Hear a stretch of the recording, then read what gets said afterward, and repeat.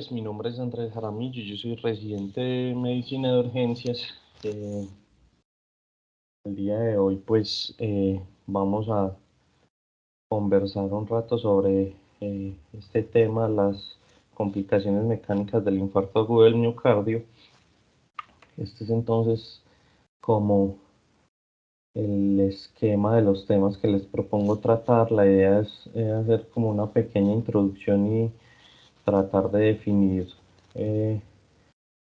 este tipo o estas complicaciones, abordar un poco de la epidemiología y hablar entonces básicamente de la ruptura de la pared libre del ventrículo izquierdo, la ruptura del músculo papilar, la ruptura del septo interventricular y la aparición de aneurismas y pseudoaneurismas ventriculares, digamos que como esas 4 patologías asociadas a complicaciones mecánicas del infarto agudo del miocardio. Finalmente, discutir un poco del papel del POCUS y unas conclusiones. Entonces tenemos que las complicaciones mecánicas son secuelas que son poco comunes, pero que son potencialmente letales.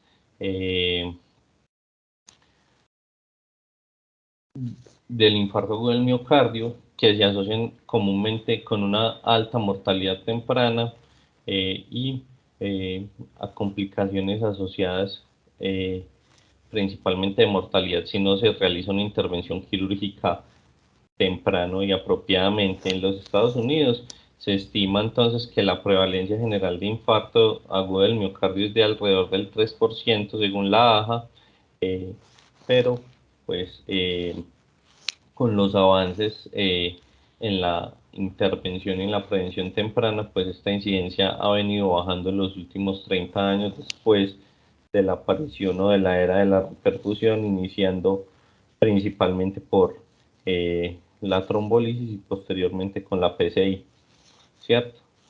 Inicialmente se consideraba que, que las complicaciones mecánicas del infarto agudo del miocardio eran hasta el 2% de los pacientes infartados, pero pues actualmente tenemos una incidencia mucho más baja, una incidencia que está alrededor del 0.05% en términos generales para las complicaciones asociadas al infarto, ¿cierto? Entonces, esto es una patología que aparece principalmente cuando hay infartos extensos, cuando el paciente consulta tardíamente al hospital y ya hay una isquemia instaurada y no se le puede ofrecer ninguna opción de reperfusión, y cuando la reperfusión no es exitosa. Y vamos a tener básicamente dos tipos de presentación de estas complicaciones. Por un lado, el choque cardiogénico y por otro lado, el edema agudo de pulmón en el contexto del paciente que va a consultar al servicio de urgencias, porque pues en un espectro muy amplio de la enfermedad, como la mayoría de las enfermedades, pueden llegar a ser incluso asintomáticos, ¿cierto? Como les decía anteriormente, entonces vamos a tener básicamente 4 patologías que nos van en las cuales se va a presentar las complicaciones mecánicas. Vamos a tener primero entonces como una de las patologías la ruptura del músculo papilar, que va a causar edema pulmonar agudo. Vamos a tener la ruptura del septo interventricular, que como les decía anteriormente, pues tiene un espectro muy alto, que pueden llegar a ser inclusive asintomáticos hasta el paciente cursar con colapso circulatorio. Vamos a tener la aparición de aneurismas y pseudoaneurismas, que pueden ser también asintomáticos, con dolor torácico o presentarse paciente con insuficiencia cardíaca, ¿cierto? Y vamos a tener la ruptura de la pared libre, que va a dar básicamente el colapso circulatorio del paciente. Dentro de la epidemiología tenemos entonces, digamos que el registro más grande o el reporte más grande de complicaciones mecánicas asociadas al infarto agudo del miocardio, tenemos este estudio, este estudio retrospectivo en el que se consultó la base de datos del National Inpatient Sample de 2003 a 2015. Este estudio fue publicado en el 2019, en el que se incluyeron más de 9 millones de pacientes. Encontraron que tenían pues una edad media de 68 años esos pacientes. Perdón. Y tuvieron entonces 3.951.861 pacientes con infarto agudo del miocardio con elevación del ST y 5.114.270 pacientes con infarto sin elevación del ST. Ellos encontraron entonces que de los pacientes que tenían complicaciones mecánicas asociadas al infarto agudo del miocardio, iban a tener los pacientes que tenían infarto con elevación del ST, específicamente los pacientes que tenían complicaciones mecánicas, una mortalidad hospitalaria del 42.4%, y los que tenían infartos, complicaciones mecánicas asociadas al infarto sin elevación del ST, una mortalidad hospitalaria del 18%. Y de aquí, pues, entonces encontramos cuál fue la incidencia en ese registro, que es un registro pues bastante grande y bastante confiable, y ellos encontraron que para la ruptura del septo interventricular, en el infarto con elevación del ST, una incidencia del 0.21%, y en el infarto sin elevación del ST, una incidencia del 0.04%. Para la ruptura del músculo papilar, en el infarto con elevación del ST, una incidencia del 0.05%, y sin elevación del ST una incidencia del 0.1%, y para la ruptura de la pared libre del ventrículo una incidencia que es igual para el infarto con y sin elevación del ST de apenas el 0.01%. Y les traía esta tablita que me pareció muy chévere, en la que se ilustraba cómo antes de la era, por allá en los 80, antes de la era de la reperfusión, teníamos una incidencia de hasta el 1.7% de todos los pacientes, con una mortalidad pues significativa asociada a las complicaciones mecánicas del infarto agudo del miocardio, y cómo una vez apareció, o en la era de la fibrinolisis en 1992, que iniciamos pues a trombolizar pacientes, cayó hasta el 0.8%, y como actualmente, pues del 2015 hasta acá, ellos hablan que más o menos del 2003 en adelante, en los países en los que tienen un acceso adecuado al, a la PCI, pues, y a la atención de estos pacientes de manera oportuna, la mortalidad no sea y la incidencia no se ha modificado del 0.27%. ¿Cierto?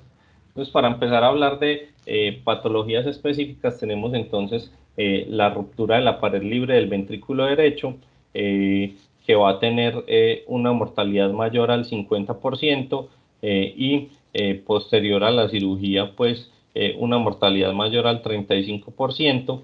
Sin embargo, esta incidencia está infraestimada porque pues la mayoría de los casos se presentan de manera prehospitalaria, y estos pacientes, pues al tener esa ruptura de la pared libre del ventrículo derecho, van a tener un taponamiento cardíaco asociado y una alta mortalidad extrahospitalaria, con una incidencia pues, que ya les había dicho antes del 0.1%. La fisiopatología va a depender entonces del tiempo de aparición de la lesión.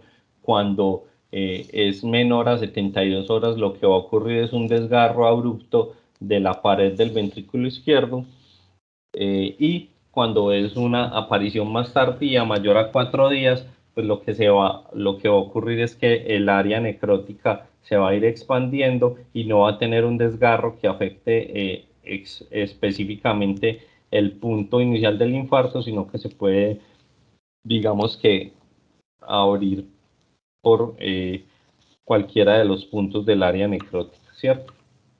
Vamos a tener una clasificación para este tipo de enfermedades, una clasificación que es la clasificación de Becker, que es la tipo 1 cuando aparecen las primeras 24 horas, que es una lesión que es abrupta, una hendidura, como les decía pues anteriormente, la tipo 2 cuando hay una erosión miocárdica y un desgarro que es progresivo, y la tipo 3 que es la mayor o la que aparece después de 7 días, con adelgazamiento del miocardio y una perforación que se puede convertir en un aneurisma o en un pseudoaneurisma. Es muy importante aclarar una cosa, y es que los aneurismas y los pseudoaneurismas ventriculares como complicaciones de la isquemia aguda del miocardio son digamos que patologías que en la mayoría de los textos, y cuando uno revisa el tema, encuentra que están metidos dentro de la ruptura de la pared libre del ventrículo izquierdo. Entonces no es probablemente un tema aparte, sino que es, digamos que, una evolución más benévola, por decirlo de alguna manera, de la ruptura de la pared libre del ventrículo. Y vamos a tener entonces una clasificación morfológica en la que vamos a tener una ruptura completa del septo, una ruptura parcial del septo, un adelgazamiento con ruptura. También podría presentarse ruptura de la pared libre del ventrículo derecho, pero es mucho menos común. Y pues cambios por necrosis e infiltración de ese miocardio sin tener propiamente una ruptura con pérdida del contenido, ¿cierto? La presentación clínica, entonces tenemos que el 50% de los pacientes se van a presentar durante los 5 primeros días, y el 90% de los pacientes que van a tener ruptura de la pared libre van a haber consultado el servicio de urgencias o van a haber tenido ya la complicación en las 2 primeras semanas. Y lo que les decía anteriormente, pues puede tener una ruptura que sea completa. Ese paciente va a consultar con hemopericardio, con taponamiento cardíaco, con disociación electromecánica y probablemente muerte súbita extrahospitalaria. Y cuando la ruptura es incompleta, probablemente el paciente tenga hemopericardio o se le forme un pseudoaneurisma, ¿cierto? Vamos a tener unos factores de riesgo que se asocian a la presentación de esta patología. Dentro de esos factores de riesgo tenemos la edad avanzada, el sexo femenino, que está reportado en la mayoría de los estudios grandes como un factor de riesgo. Llamativamente, para todas estas complicaciones mecánicas, que sea un primer episodio de infarto y que el paciente en términos generales tenga ausencia de factores de riesgo cardiovasculares, lo va a poner en mayor riesgo de tener alguna complicación mecánica. Y esto está explicado básicamente porque el paciente que no tiene factores de riesgo cardiovascular no va a tener, el chance de haber formado previamente circulación colateral, y eso pues aumenta significativamente el riesgo de estas complicaciones. También el paciente que tenga ausencia de hipertrofia ventricular, el paciente que tenga infarto agudo del miocardio transmural. Las localizaciones anteriores son un factor de riesgo para ruptura. El paciente que debuta con hipertensión arterial durante la fase aguda. Y muy importante esto, pues, para que lo tengamos en cuenta, y es que el paciente que utiliza antiinflamatorios no esteroideos o corticoides durante la fase aguda, pues va a aumentar significativamente el riesgo de ruptura de la pared libre. y también el uso de fibrinolíticos más allá de las 14 horas iniciales del inicio de los síntomas, ¿cierto? Para hacer el diagnóstico, tenemos entonces que dentro de la clínica vamos a tener pacientes con ingurgitación yugular, con pulso paradójico, disociación electromecánica y con ruidos cardíacos alejados y probablemente colapso cardiovascular. Algunos de los pacientes van a consultar principalmente por dolor torácico.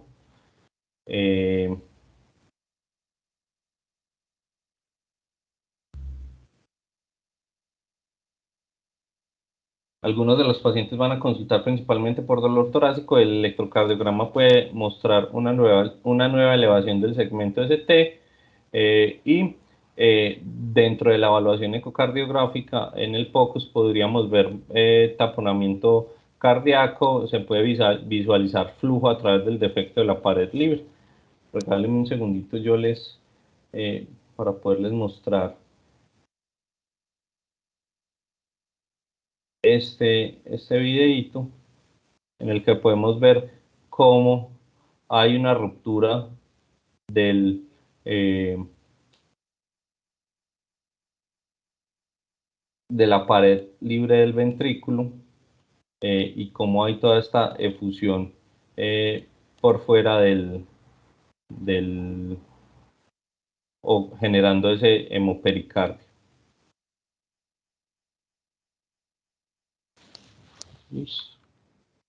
Dentro del tratamiento, entonces vamos a tener que estar descrita la pericardiocentesis emergente, que digamos que uno siempre se cuestiona qué tan útil puede llegar a ser esa pericardiocentesis emergente cuando uno lo que va a tratar de evacuar es sangre. Probablemente esa sangre esté coagulada, pues y sea, digamos que una medida inefectiva, sin embargo, pues es lo que podríamos ofrecer desde el servicio de urgencias. Inicialmente, pues debemos llevar ese paciente a reparación quirúrgica con parche y sutura. Se han descrito básicamente dos técnicas quirúrgicas para el abordaje de estas lesiones. Una alternativa que está descrita, pero en términos generales son series de casos y no hay, digamos que estudios grandes que la avalen, es la inyección intrapericárdica percutánea de fibrina para tratar de sellar el defecto y el ECMO como una estrategia transitoria para mantener estos pacientes pues de soporte durante o mientras se pueden optimizar para ser llevados a cirugía. Obviamente los pacientes que presentaban mayor mortalidad son todos los pacientes que terminan en ECMO de entrada pues porque son pacientes mucho más graves. Por otro lado, entonces vamos a tener la ruptura del septo interventricular con una mortalidad que va a ir hasta hasta el 94% a 30 días cuando el paciente no es sometido a cirugía, una incidencia en el infarto con elevación del ST del 0.21% y sin elevación del ST del 0.04%. Cuando la mayoría de los pacientes que tienen ruptura del septo interventricular van a tener infartos anteriores, el 70%, y van a tener un defecto simple, y cuando el infarto es inferior, que son hasta el 30% de los pacientes con rupturas del septo, van a tener un defecto que es complejo. Dentro de la fisiopatología tenemos entonces que inicialmente es un infarto transmural que probablemente va a afectar o la descendente anterior o la coronaria derecha dominante o la circunfleja dominante, que son las que van a dar las ramas septales y van a terminar comprometiendo ese septo.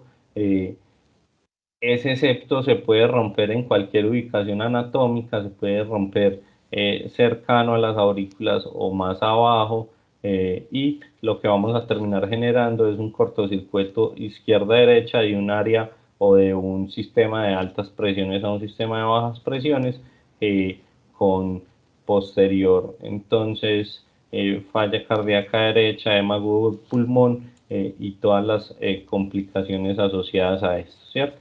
Dentro de las clasificación o dentro de la clasificación tenemos que la vamos a clasificar en 4 tipos. La tipo 1 que se sería entonces la que tiene una trayectoria que es recta, con apenas sangre intramiocárdica, la tipo 2 con una trayectoria multicanalicular que es irregular, con disección miocárdica extensa e infiltrados de sangre, la tipo 3 cuando el orificio está protegido por un trombo o por pericardio, y la tipo 4 es que se produce por ruptura incompleta sin llegar a extenderse todas las capas, ¿cierto?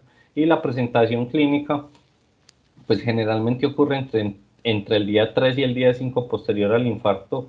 El compromiso hemodinámico va a depender exclusivamente del tamaño del defecto, y la presentación clínica podría ir desde un soplo que encontremos incidentalmente a la auscultación de ese paciente hasta el colapso hemodinámico. Esos pacientes van a tener falla cardíaca y ventricular, disnea, ortopnea, hipotensión y signos de bajo gasto cardíaco. Los factores de riesgo vamos a tener entonces también edad avanzada. Se describió entonces principalmente en pacientes mayores de 75 años, también en mujeres que tengan como antecedente hipertensión arterial, la localización anterior, que son hasta el 70% de los pacientes, también que sea un primer episodio de infarto, en ese contexto con ausencia de colaterales, y el déficit de expresión de la hecatenina es uno de los factores de riesgo que se han encontrado para la aparición de estas lesiones. Para hacer el diagnóstico, entonces, como les decía ahorita, vamos a tener probablemente un soplo holosistólico fuerte en el foco mitral con frémito. En la ecocardiografía vamos a poder ver una comunicación interventricular con reflujo que se puede evidenciar en el Doppler color, como podemos ver en este videito. Aquí. En la parte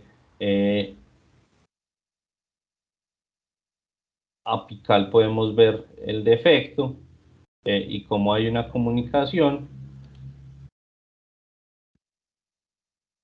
Y vamos a poder ver también en el cateterismo derecho un aumento, o podría ser una opción diagnóstica, encontrando aumento de la oxigenación entre la aurícula derecha y la arteria pulmonar, y una relación del flujo pulmonar sistémico que puede llegar a ser inclusive entre 1 a 8, ¿cierto? Para el tratamiento entonces vamos a tener que lo que vamos a buscar es reducir la precarga y la poscarga del ventrículo izquierdo, tratando de disminuir las presiones que se van a ver transmitidas hacia el ventrículo derecho. Para eso vamos a utilizar probablemente inotrópicos o vasodilatadores y diuréticos. La ventilación mecánica es uno de los digamos, pilares que nos pueden ayudar también para el manejo de estos pacientes. El soporte circulatorio es muy importante. En estos pacientes está descrito pues el uso del balón, el balón intraórtico de contrapulsación y el ECMO, y van a ser pacientes que van a requerir cirugía urgente. El tratamiento percutáneo está descrito en series de casos con un dispositivo que se llama el Amplacet, que es como un taponcito que se le coloca al defecto a través del abordaje percutáneo, pero digamos que es o el tratamiento que se escoge para los pacientes que tienen un riesgo quirúrgico que es prohibitivo, y digamos que no es una medida que tenga tanta evidencia como el tratamiento quirúrgico, ¿cierto? Para la ruptura del músculo papilar vamos a tener una mortalidad entre el 10 y el 40%, con una incidencia del 0.05% para el infarto con elevación del ST y del 0.1% para el infarto sin elevación del ST. Vamos a tener aquí entonces que el músculo papilar anterolateral, que sería va a ser el que con menor frecuencia se va a desgarrar, y esto está explicado entonces porque este músculo papilar anterolateral va a estar irrigado, va a tener una irrigación dual que puede estar dado entonces por la arteria que sea dominante, puede ser la circunfleja o la coronaria derecha, y va a tener también ramas de la descendente anterior, y por esto pues va a ser, digamos que con menor frecuencia la presentación clínica de estos pacientes con ruptura del músculo papilar anterolateral, pero el músculo papilar posteromedial solamente tiene irrigación de la rama de la arteria descendente posterior. Entonces vamos a tener que en los pacientes que sean afectados por infartos que comprometan la descendente posterior, pues van a ser pacientes que van a tener una mayor incidencia de esta presentación o de la ruptura del músculo papilar posteromedial. Dentro de la presentación clínica tenemos que ocurre dentro de los primeros 7 días, pero la mayoría ocurre o la mitad ocurre en las primeras 13 horas posteriores al infarto. Su presentación clínica más común es el edema agudo de pulmón, una angina prolongada y por igualación de las presiones no siempre vamos a encontrar un soplo o lo sistólico como se ha descrito pues clásicamente, ¿cierto? Aquí podemos ver pues como hay ruptura del músculo papilar y hay reflujo, que lo veíamos en al inicio del video del Doppler color, desde el ventrículo hacia la aurícula, aumentando la presión significativamente, y aquí podemos ver pues cómo se ve dilatada esa aurícula. Dentro de los factores de riesgo vamos a tener igualdad avanzada, sexo femenino, localización inferoposterior, cuando hay oclusión completa de la arteria causal, y la ausencia de diabetes mellitus. Como les decía, digamos que más al principio de la charla, estos pacientes que no tienen factores de riesgo cardiovascular no van a tener chance de haber formado colaterales, por lo que digamos que, por decirlo de alguna manera, la isquemia va a ser más abrupta, entonces van a estar menos protegidos de estas complicaciones mecánicas. Para el diagnóstico vamos a tener un soplo sistólico que no va a aparecer siempre por igualación de las presiones, y el edema agudo de pulmón, y en la evaluación ecocardiográfica vamos a poder ver un segmento inestable de la válvula, un músculo papilar cortado o las cuerdas moviéndose libremente dentro del ventrículo izquierdo o prolapsando hacia la aurícula, y un ventrículo izquierdo hiperdinámico. Vamos a tener otras estrategias, pues otras herramientas en las que nos podemos apoyar para hacer el diagnóstico, una radiografía de tórax en la que vamos a poder encontrar signos de sobrecarga de el ventrículo derecho por crecimiento de las cavidades y edema agudo de pulmón.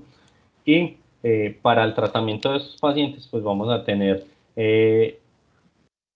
la reducción de la poscarga como fundamento del tratamiento de la precardia de la poscarga, mediante probablemente el uso de inotrópicos en el momento de el soporte de esos pacientes, el uso de diuréticos y vasodilatadores, la ventilación mecánica que puede ser invasiva o no invasiva dependiendo del contexto del paciente, y el soporte circulatorio.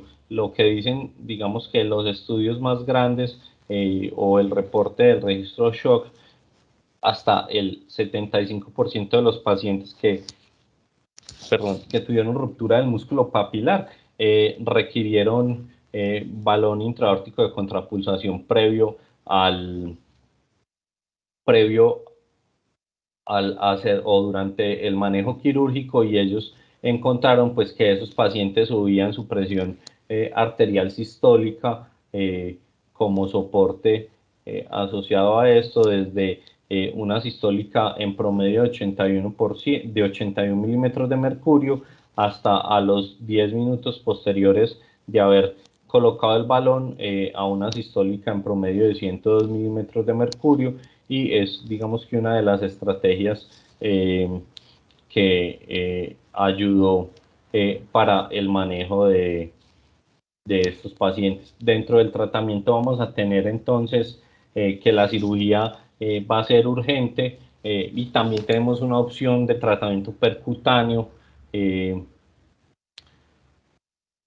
que solamente hay también series de casos descritas. Lo que se utiliza es un dispositivo que se llama MitraClip, que lo que hace es como adicionar o pegar las valvas que quedan libres hacia las valvas que están funcionales, disminuyendo pues el reflujo hacia la aurícula, pero esto digamos que es una opción terapéutica que solamente se utiliza en pacientes quirúrgicos y que tiene una alta tasa de complicaciones, en pacientes que son con riesgo quirúrgico prohibitivo y que tiene una alta tasa de complicaciones y que no es, digamos, tan útil, ¿cierto? Y por último, los aneurismas y los pseudoaneurismas ventriculares que van a ser, digamos, de alguna manera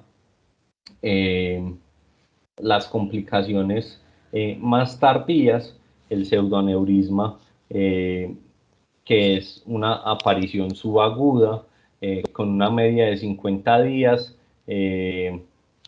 pero digamos que un tercio de esos pacientes van a consultar 2 semanas posterior al infarto. Aquí lo que pasa es que no hay una ruptura completa del espesor o un compromiso completo del espesor del ventrículo y hay solamente un compromiso parcial, queda algo de músculo cardíaco, por decirlo de alguna manera, como continente y pues estos pacientes lo que van a tener es formación de trombos ahí en esa área y un área de acinesia, pero cuando hay, eso es en el contexto del aneurisma, pero cuando hay pseudoaneurisma, que es digamos que una presentación más temprana de las lesiones, si hay ruptura completa del espesor del músculo y lo que ahí es que por adherencias pericárdicas y por la formación propiamente del trombo, no hay una ruptura y una liberación completa de todo ese contenido y lo que se forma ahí es un saco con un alto riesgo de ruptura, ¿cierto? El paciente que consulta y que tiene un aneurisma va a consultar con angina, con insuficiencia cardíaca, con una taquicardia ventricular y probablemente con un trombo en el ventrículo izquierdo. Y el que consulta con un pseudoaneurisma también puede presentar insuficiencia cardíaca, angina o puede inclusive ser asintomático. Es muy importante en este contexto del pseudoaneurisma, estos pacientes, si bien pues, posterior a un infarto, muy probablemente tengan algún compromiso de la fracción de eyección. Estos pseudoaneurismas, cuando son muy grandes, lo que hacen es robo cardíaco. Toda la olemia se mete ahí dentro del pseudoaneurisma, dentro de ese saco y tumba el gasto cardíaco significativamente. Estos pacientes pueden presentar pues asociado a esto dentro de un espectro amplio, un colapso hemodinámico. Los factores de riesgo para esta enfermedad van a ser los mismos factores de riesgo que para la ruptura de la pared libre del ventrículo. El diagnóstico, pues por la clínica va a ser una presentación más tardía. Dentro de la ecocardiografía vamos a poder ver el pseudoaneurisma que generalmente se describe como, como de cuello estrecho, mientras que el aneurisma verdadero suele tener un cuello más ancho. Aquí podemos ver cómo se forma ese aneurisma dentro de la pared libre del ventrículo. También podríamos ver en algunas imágenes adicionales en este contexto como la radiografía, la tomografía o la resonancia nos podrían dar información de qué tiene el paciente. Digamos que la radiografía dentro de un abordaje inicial del paciente con dolor torácico nos podría mostrar el crecimiento o la aparición de algunas o una prominencia o una protuberancia dentro del ventrículo que no es lo normal, y que nos debería hacer pues sospechar de qué es lo que está pasando con ese paciente, dentro de la tomografía pues podríamos ver también cómo se forman los sacos aneurismáticos que inclusive en algunas ocasiones se logran calcificar, ¿cierto? El tratamiento entonces para el pseudoneurisma va a ser una cirugía urgente con el posterior cierre percutáneo, o con una opción de tratamiento con cierre percutáneo que también está descrita en series de casos, con un dispositivo parecido al que les hablaba anteriormente. Se ha descrito en algunas ocasiones pues que el dispositivo se emboliza al saco del pseudoneurisma, y para el aneurisma verdadero, digamos que hay un estudio en el que se comparó el tratamiento médico contra versus el manejo quirúrgico, y encontraron que la supervivencia al año era del 90% para todos los casos, y una supervivencia a los 4 años del 71%, sin diferencias significativas entre el manejo quirúrgico y el manejo médico, por lo que pues en este contexto se suelen tratar médicamente. También va a depender del tamaño del pseudoneurisma y de las complicaciones o de las implicaciones hemodinámicas que tenga, ¿cierto? Y dentro de el papel del POCUS, pues digamos que no hay series de casos grandes de pacientes que hayan sido atendidos o en el que se describa el papel del POCUS de una manera grande, pero cuando uno va y revisa la bibliografía desde más o menos la década del 90, pues como vemos acá, en este, digamos que en esta revisión del tema, desde el 95 ellos hablaban que la ecografía a la ecocardiografía a la cabecera de la cama iba a ser una de las herramientas fundamentales para poder hacer el diagnóstico de el paciente que tenía una complicación mecánica asociada al infarto agudo del miocardio, y para nosotros se convierte, digamos que en una herramienta fundamental en el momento de abordar eh, estos pacientes, en la que podríamos hacer de una manera más oportuna el diagnóstico. Cuando uno revisa, pues el resto de la literatura se encuentra básicamente es con reportes de casos de pacientes que tenían ruptura de la pared libre, o pacientes pues que tenían choque asociado a ruptura de la pared libre. Entonces, en resumen, pues les traía esta tablita en la que les quería, digamos, resumir un poco todo lo que les he estado diciendo durante estos 40 minutos. Vamos a tener que la ruptura de la pared libre, en términos generales, la ruptura del septo ventricular y la ruptura del músculo papilar van a aparecer dentro de los 7 días posteriores al infarto. No quiere decir que va a ser en el séptimo día, sino que en el transcurso de esos séptimos días. Y los aneurismas y los pseudoneurismas, pues el aneurisma alrededor de las 2 semanas y los pseudoneurismas alrededor de los 50 días, con un espectro pues de tiempo, en ese espectro del tiempo, para la presentación clínica, para la ruptura de la pared libre, vamos a tener pacientes con dolor en el pecho, shock cardiogénico y paro cardíaco. Para la ruptura del septo ventricular, pacientes con dolor en el pecho, insuficiencia cardíaca y choque cardiogénico. Ruptura del músculo papilar, paciente principalmente se va a presentar con edema agudo de pulmón. Y en el espectro del aneurisma y del pseudoneurisma, paciente con falla cardíaca o hasta un espectro asintomático. Dentro de la ecocardiografía que vamos a encontrar en la ruptura de la pared libre, derrame o taponamiento cardíaco, coágulos pericárdicos. En la ruptura del septo interventricular, un flujo de desviación a través del tabique ventricular, un defecto apical que puede ser simple o un defecto inferobasal irregular extenso. Para la ruptura del músculo papilar, vamos a ver entonces las valvas prolapsadas o flaqueadas y movilizándose libremente dentro del ventrículo y la aurícula, una dilatación aneurismática para el aneurisma o pseudoneurisma, de cuello estrecho para el pseudoneurisma o para el aneurisma verdadero de cuello ancho. El manejo médico para la ruptura de la pared libre va a ser pericardiocentesis, balón de contrapulsación o ECMO. Para la ruptura del septo ventricular, los diuréticos, los inotrópicos y el balón de contrapulsación. Para la ruptura del músculo papilar, igual diuréticos, inotrópicos, vasodilatadores, balón de contrapulsación y ECMO.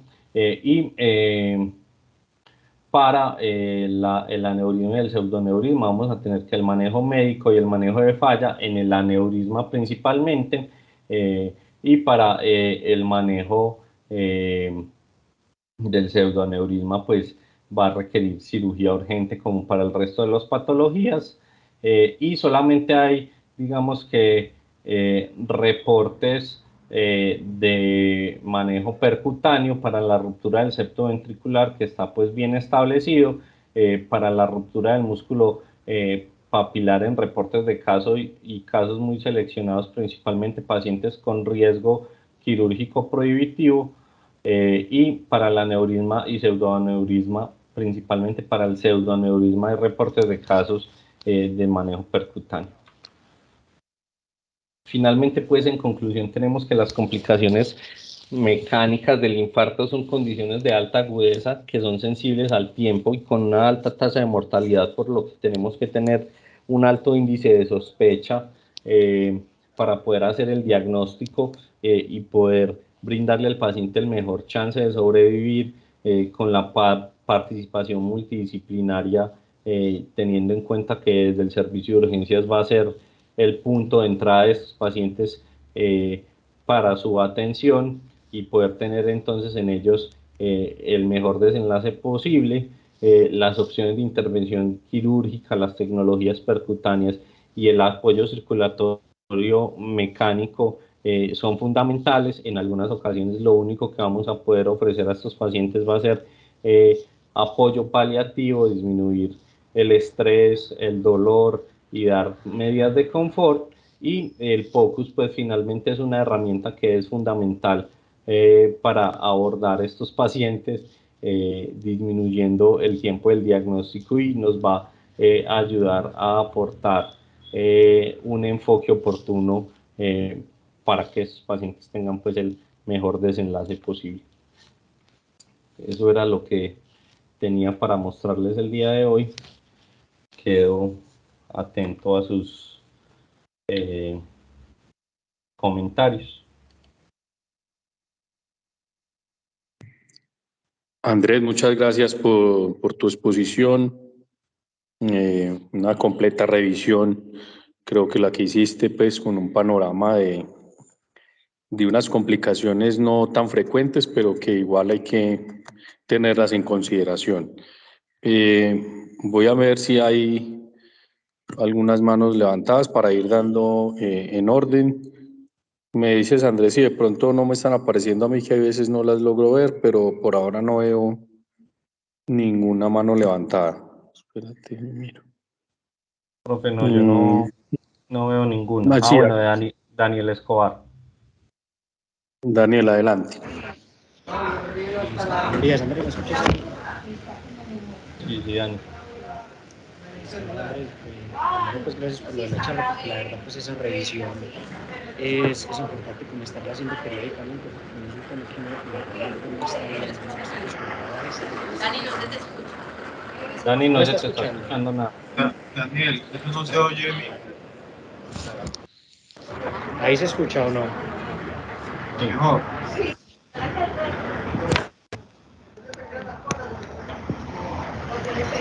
Y ahí. Y ahí se te escucha mejor. Bueno, no sé qué está pasando ahí, pero bueno. El caso es que importante pues como esta revisión periódica, por ser un tema que uno no está acostumbrado a manejar y que es raro en el servicio de urgencias. Había una cosa, sobre todo pues por lo último que me pareció interesante de la revisión que estabas haciendo con el focus, de qué es lo que podemos como aportar, y eso realmente si uno se pone a leer está demasiado en pañales. Es decir, Si nos ponemos a mirar qué literatura hay sobre eso, pues tenemos son reportes de caso. Y si nos vamos a dónde es que está saliendo pues como todo esto, nos tenemos que ver casi que 30 años a nivel pues, de evidencia pues, y estudios que se hayan hecho. Y por ejemplo el estudio más grande que hay para eso y el que aparece pues como de referencia en todas estas publicaciones es un estudio por allá empezando los 90, por ejemplo, por 93 en un hospital de verdad pues grande pues con un número de pacientes año y que incluso estuvieron mirando durante 2 años, solamente encontraron como 6 o 7 pacientes. Y eso es lo más preocupante, pues que obviamente pues, la curva va a ser muy difícil ahí y que el promedio de diagnóstico que tiene ahí incluso hasta de 10 minutos. O sea, es una cosa que de verdad pues por el número de pacientes queda como muy limitado y para generar la curva ahí sí que es cierto. No, eso es como lo que tengo para aportar y Andrés, muchas gracias. Sí, muchas gracias, Dani. Es verdad, pues uno no encuentra casi, digamos que series grandes de casos o casi todos son reportes de caso. Sin embargo, pues a medida que nos vamos entrenando en ecocardiografía, pues se va convirtiendo en una herramienta más útil y de la que podemos echar mano más rápidamente. El profe Juan Manuel tiene la mano levantada. Sí, buenos días, ahí me están escuchando. Hola, ¿me están Sí, escuchando? Juan. Sí, escucha. Listo, muchas gracias. Muchas gracias, Andrés, por la presentación. La revisión estuvo completa. A mí tengo varias preocupaciones y es particularmente con la ruptura de la pared libre del ventrículo, porque vos ahí nos decís pues, que balón de contrapulsación, ECMO y todo esto, pero yo sí quisiera saber, no sé si hay un cirujano cardíaco que nos ilumine, si hay, cuál es la probabilidad de que este paciente llevado a cirugía salga, porque nosotros hemos tenido varios casos, el profe Barros, no recuerdo si Fabián, con Samuel tuvimos un caso muy difícil de un paciente que se infartó ya a los 2 días en el mismo servicio de nosotros, presentó la complicación y definitivamente la respuesta que nos daban algunos cirujanos es que eso quirúrgicamente en el paciente es muy difícil, particularmente porque anatómicamente la pared libre del ventrículo izquierdo está en la parte de atrás, exponer esa parte no es tan fácil, hay que hacer una toracotomía inmediatamente y la reparación primaria quirúrgica es difícil. Yo he leído de partes de pericardio, no sé si existen dispositivos sintéticos que permitan realizar esta reparación, porque como bien sabemos, por ejemplo, en las heridas de corazón de origen traumático, la sobrevida no es tan mala cuando se intervienen oportunamente. Entonces, no, me queda la duda, es una duda que siempre he tenido, no he encontrado nada en la literatura y no sé si hay una respuesta a eso, Andrés. Porque yo creo que el ECMO, balón de contrapulsación y todo lo que dijiste, pues realmente no nos sirve sin un tratamiento definitivo. ¿Qué sabes de eso?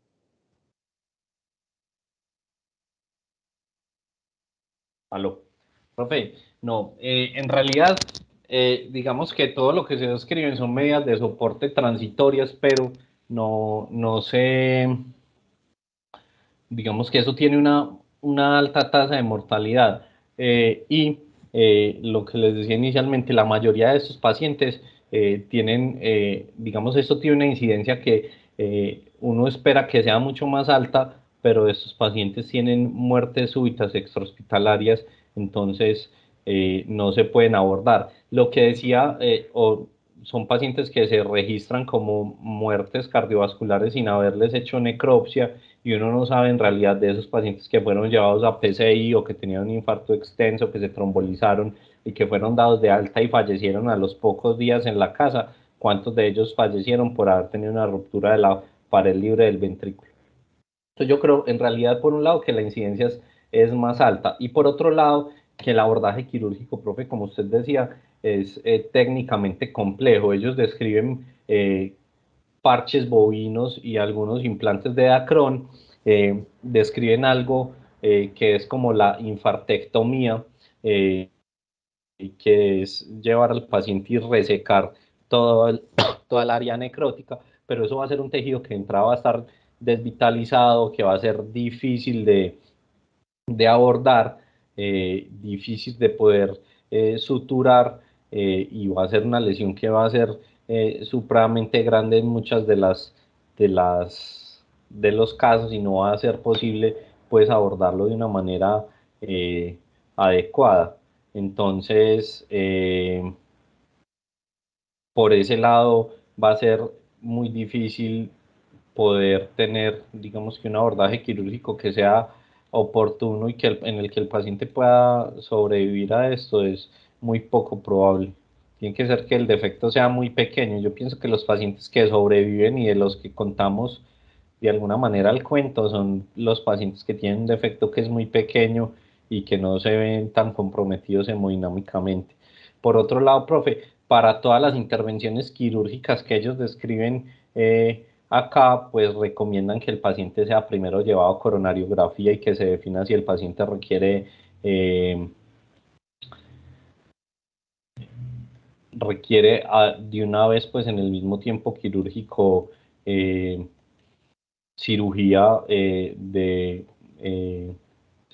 me fue la palabra, pues requiere que se le haga bypass coronario o alguna otra intervención. Entonces eso también va a retrasar el tiempo de atención. Yo pienso que es muy, muy difícil abordar esos pacientes y que la mayoría finalmente van a terminar falleciendo eh, en el servicio de urgencias sin que le podamos ofrecer nada, sin que vaya a impactar de manera importante la mortalidad. Andrés, pero perdón, el asunto es que, pues, a mí no me parece que sea tan infrecuente, estoy de acuerdo con vos. Yo creo que desde la llegada del Focus se ha hecho más evidente que podemos diagnosticar a estos pacientes a la entrada del servicio de urgencias. Y pues yo llevo 3 años de práctica como urgentólogo y ya he tenido 5 casos. Entonces, por un lado, no es tan infrecuente. Y por otro lado, pues realmente me sigo quedando con la duda de si hay alguna intervención quirúrgica. Permiso un momentito.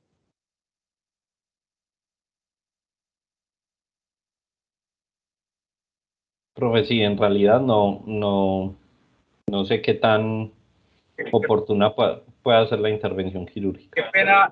Qué pena, Andrés, yo termino la idea, porque es que si yo le voy a ofrecer algún tratamiento al paciente desde el punto de vista médico, pericardiocentesis, o si lo va a montar terapia ECMO, o si lo va a montar balón de contrapulsación intraórtico, es porque yo considero que existe alguna intervención posible para hacer, y yo creo que esa es la respuesta que tenemos que buscar. Insisto, no sé si hay un cirujano o alguien que nos pueda dar esa respuesta, o si de pronto averiguaste con alguien. Profe, no, la verdad no sé, pues digamos que en este momento no tengo la respuesta, pero yo averiguo, profe, y le cuento.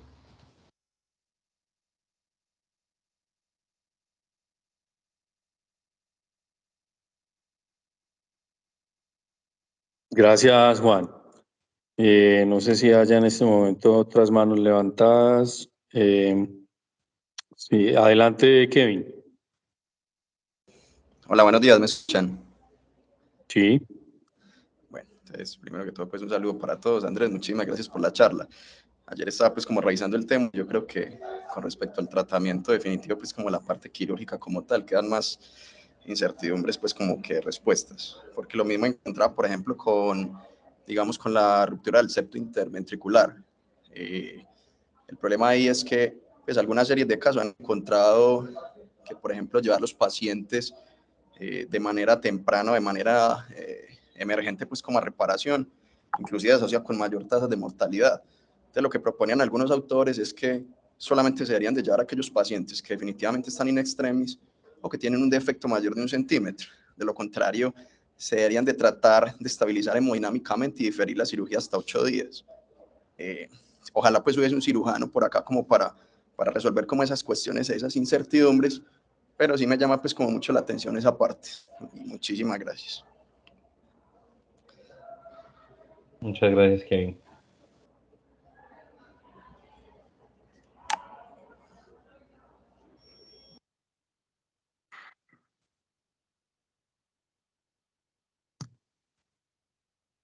Bueno, Andrés, yo tenía como una pregunta, si dentro de lo, porque es que yo pienso que todos tenemos la duda o nos queda como esa incertidumbre eh, de que realmente lo que se podría aportar ahí es un puente para sostener al paciente hasta que se logra hacer una intervención quirúrgica, ¿cierto?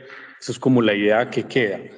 ¿Lograste de pronto lo que revisaste ver los pacientes que tuvieron pues finalmente una sobrevida?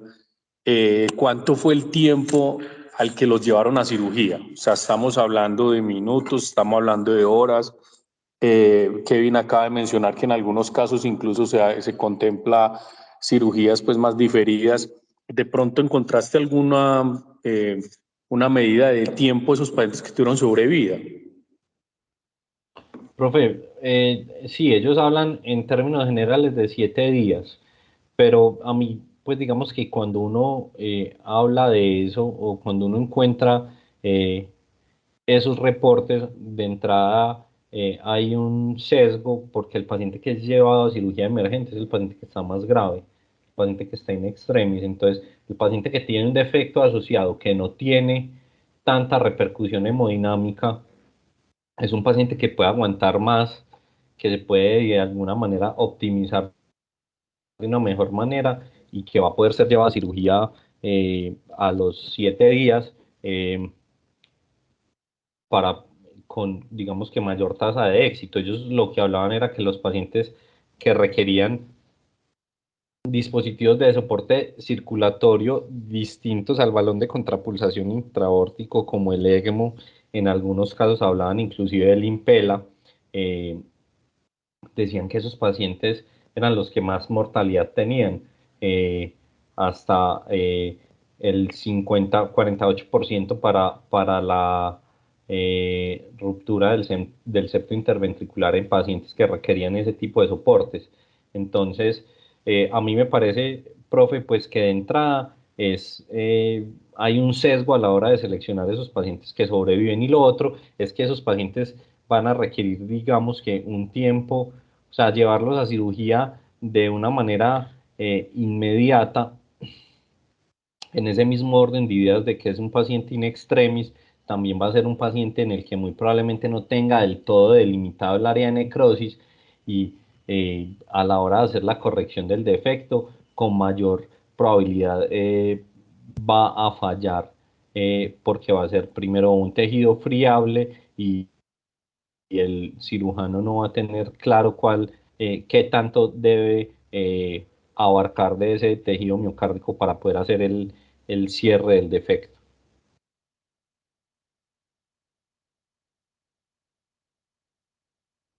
Muy bien, muchas gracias.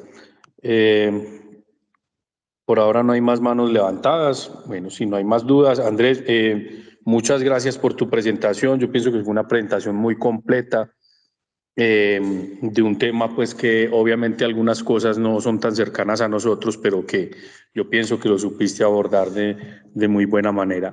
Si dentro de estas reuniones académicas salen dudas, como ayer la del doctor Juan Arango, que de pronto quedaron dudas de dónde verla y todo, recuerden, como lo han venido haciendo, siempre compartir en el chat académico también esas dudas que nos van quedando puntuales. Por ejemplo, siento que acá quedaron algunas.